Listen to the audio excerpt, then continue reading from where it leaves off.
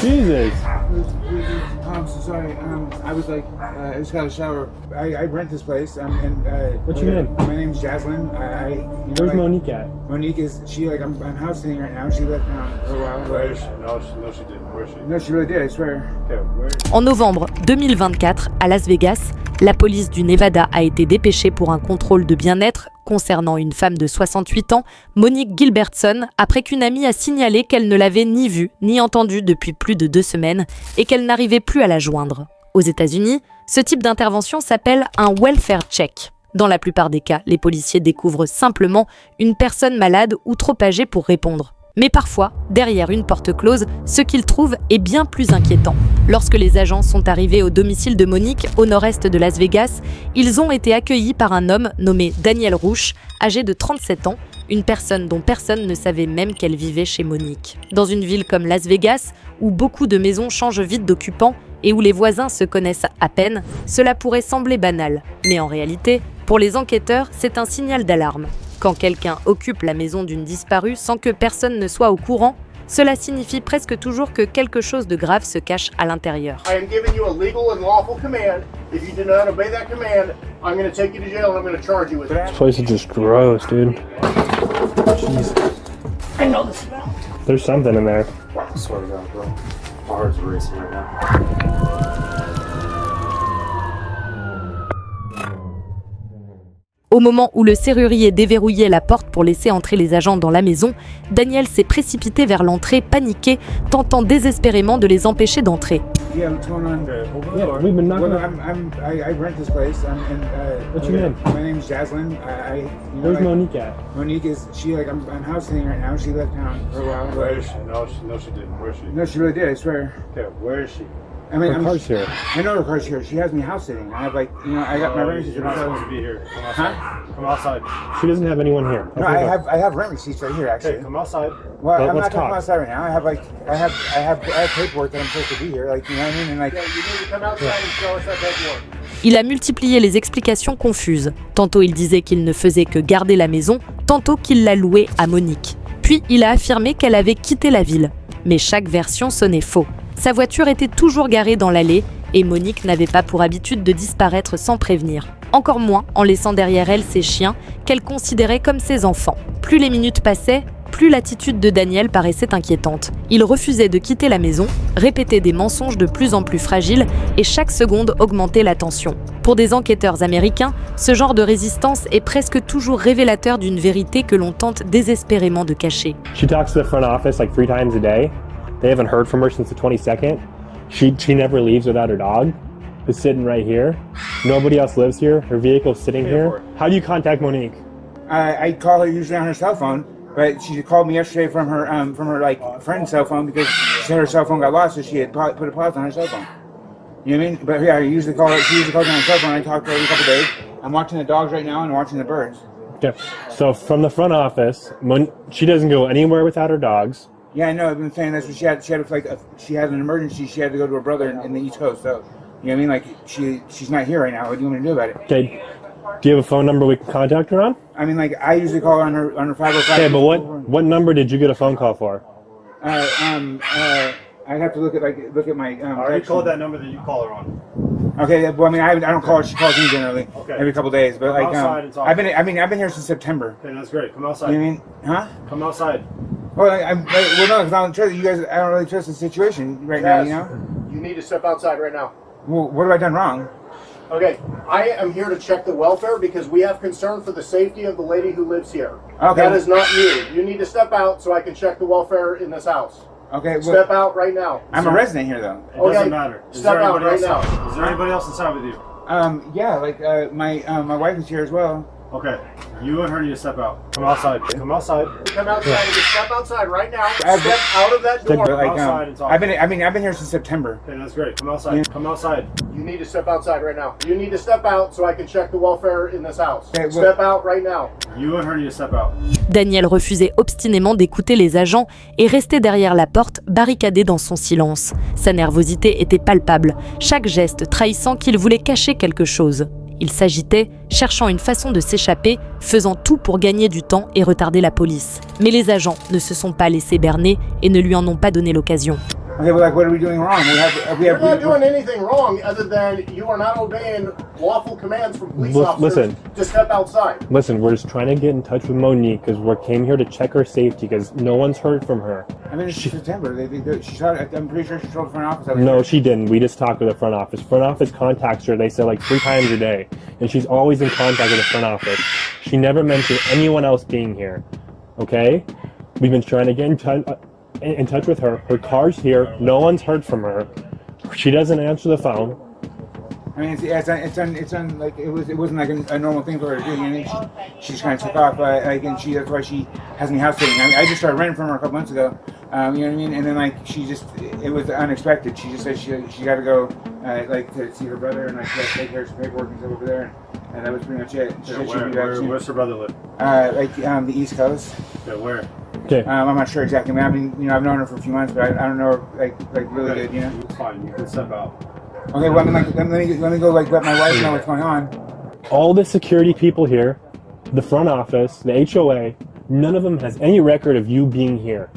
All they know is... Because I'm under 55. Okay, listen. All they know is Monique is always here, always in contact with the front office.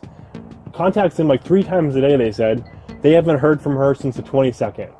Her car's sitting out front. It's got some like a dude's hat and some rope in it. And she never leaves without her dogs, according to the front office. Dans ce genre de situation, chaque minute compte. Les policiers savent que plus le suspect gagne du temps, plus il a de chances de préparer une fuite, de détruire des preuves.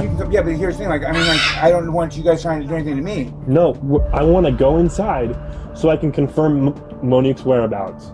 Okay, I mean, like, but like, can I just tell my wife that you guys are gonna come in and that's it? Like, so I can... You can call her out with you. Both of you need to step outside. Okay, I mean, like, you can come in and see. Like, that is fine.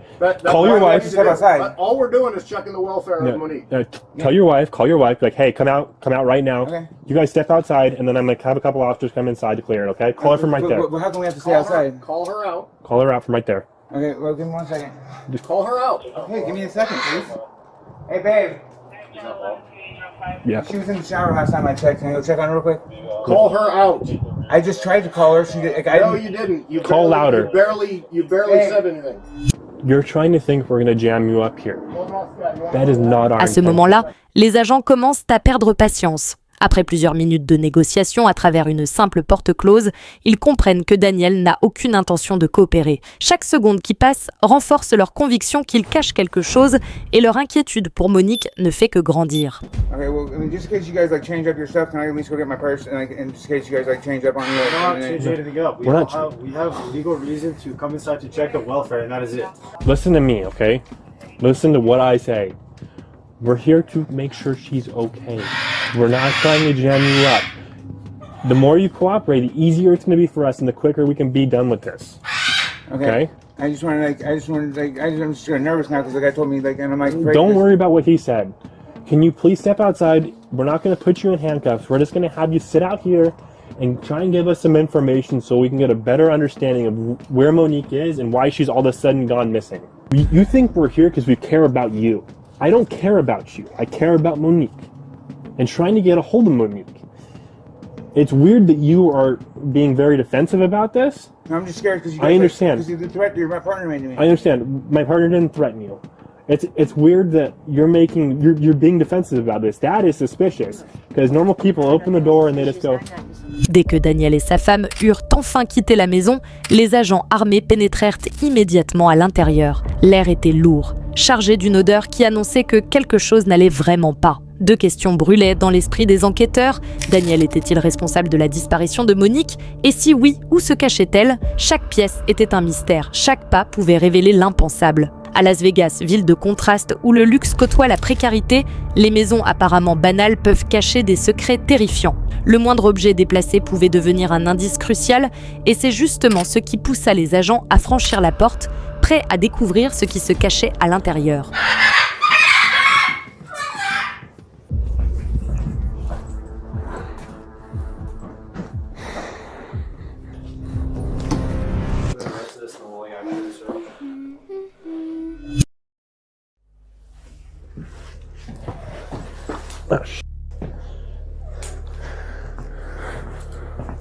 Okay. So it opens up here to the right, clear this right hallway.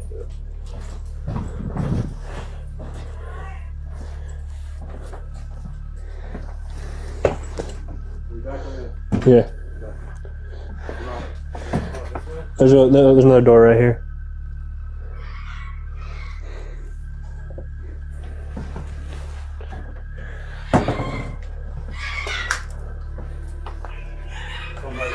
Yeah.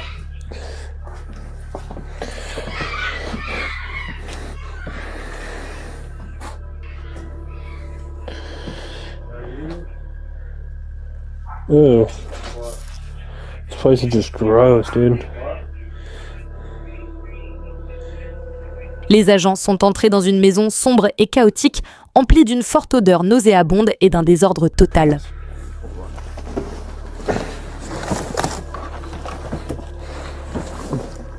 Ils ont fouillé chaque recoin avec prudence, mais il n'y avait toujours aucune trace de Monique. La situation a vite changé. Dans l'une des pièces, ils ont trouvé un grand congélateur recouvert et verrouillé.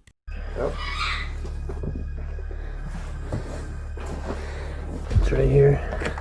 I think. It's like an Allen key. Sans clé, l'agent a eu du mal à l'ouvrir, mais heureusement, le serrurier était toujours là et il n'a pas mis longtemps à faire sauter le verrou. If there's a body in here, dude. Au moment où Daniel a compris qu'ils allaient l'ouvrir, il a craqué.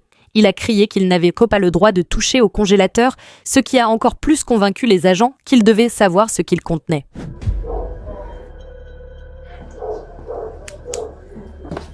He's freaking out saying we can't open it. He's freaking out saying we can't open it. Of course he is. I know the smell. What's that? I can tell you the smell.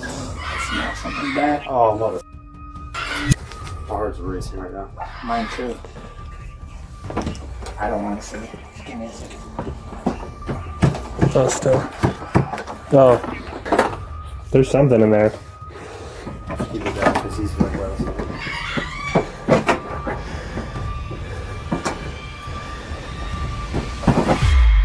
Go get him in handcuffs. Le corps sans vie de Monique a été découvert à l'intérieur du congélateur. La scène glaçante a immédiatement mis fin au doute. Il ne s'agissait plus d'une disparition inquiétante, mais bien d'un crime. Daniel et sa femme, Gina Lopez, ont été arrêtés sur le champ. Au début, Daniel a tenté de minimiser les faits. Il a affirmé avoir trouvé Monique inconsciente, entourée de matériel lié à la drogue, et dit avoir paniqué au point de placer son corps dans le congélateur. Mais cette version paraissait déjà peu crédible. Dans la culture américaine du true crime, c'est un schéma fréquent. Les suspects inventent un récit improvisé, espérant gagner du temps, mais finissent par se contredire, et l'autopsie a rapidement balayé son histoire. Le rapport a révélé que Monique avait dans son organisme une quantité de fentanyl équivalente à plus de 200 fois la dose létale. À ce stade, il n'était plus question d'un accident ou d'une panique soudaine. Face à cette preuve accablante, Gina, sa complice, a craqué. Elle s'est manifestée auprès des enquêteurs et a raconté la vérité. Les enquêteurs ont découvert que Daniel et Monique s'étaient rencontrés dans un Home Depot, un lieu anodin, presque banal. Monique, généreuse, lui avait proposé de vivre chez elle en échange d'un peu d'aide pour les tâches quotidiennes. Mais avec le temps, la cohabitation est devenue explosive. Monique soupçonnait que Daniel et Gina la volaient et des conflits éclataient régulièrement à propos de l'hygiène et de la propreté. Quand elle leur a finalement demandé de partir, Daniel a choisi une issue radicale et mortelle. Il a administré à Monique une dose massive de fentanyl, espérant que sa mort lui permettrait de s'emparer de la maison. Une planification froide et calculée qui montre jusqu'où certains individus peuvent aller lorsqu'ils sont motivés par la cupidité et le contrôle. Daniel a été arrêté et inculpé de meurtre, de maltraitance envers une personne âgée et de multiples délits liés à la drogue. Gina Lopez a également été inculpée de cambriolage de domicile et de possession de drogue. L'affaire reste ouverte et le procès de Daniel est prévu pour octobre 2025. S'il est reconnu coupable, il risque une peine de prison à perpétuité. Une sentence qui reflète la gravité et la préméditation de ses actes. Merci d'avoir regardé cette vidéo. Si elle vous a plu, n'hésitez pas à laisser un petit like et à vous abonner pour ne pas manquer les prochaines, ça aide beaucoup à soutenir la chaîne.